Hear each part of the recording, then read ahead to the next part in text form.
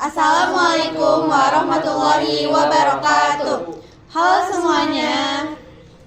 Kita dari kelompok 5 akan mempresentasikan tentang salah satu momen bersejarah dan penting di Indonesia, yaitu Konferensi Meja Bundar. Sebelumnya, perkenalkan, nama saya Natasha Putri Asrilia. Nama saya Aditya Kaijan. Nama saya Hasadelia. Nama saya Anisy Safwa. Nama saya Sofi Sofia. Nama saya Gary. Selamat menyaksikan.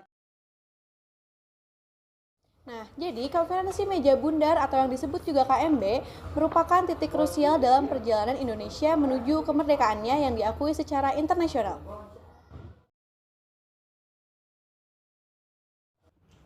Setelah proklamasi kemerdekaan pada tanggal 17 Agustus, Belanda tidak serta-merta mengakui kemerdekaan Indonesia. Terjadi agresi militer dan konflik bersenjata yang memaksa kedua pihak untuk mencari solusi diplomatis. Sebelum KMB telah ada beberapa perjanjian seperti Perjanjian Linggarjati 1947 dan Renville 1948 yang menunjukkan upaya awal untuk negosiasi antara Indonesia dan Belanda. Namun belum mencapai hasil yang memuaskan bagi kedua belah pihak. KMB diadakan di Den Haag, Belanda dari 23 Agustus hingga 2 November 1949.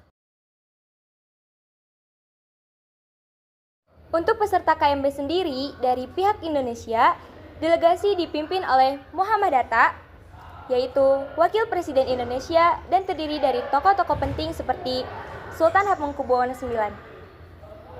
Dari pihak Belanda dipimpin oleh William Dries dan Jan van Reygen.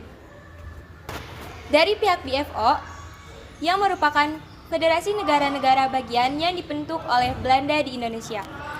Juga ada perwakilan dari PBB, termasuk UNCI. Nah, jadi poin-poinnya yaitu yang pertama, pengakuan kedaulatan. Belanda setuju untuk mengakui kedaulatan Indonesia pada 27 Desember 1949. Yang kedua, bentuk negara.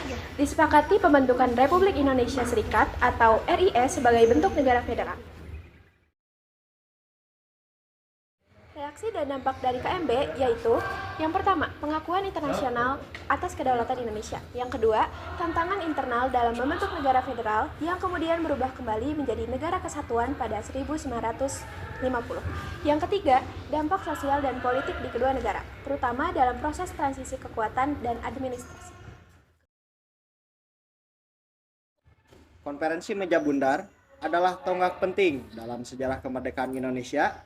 Meskipun ada tantangan, KMB membuktikan bahwa diplomasi dapat menjadi jalan keluar dari konflik.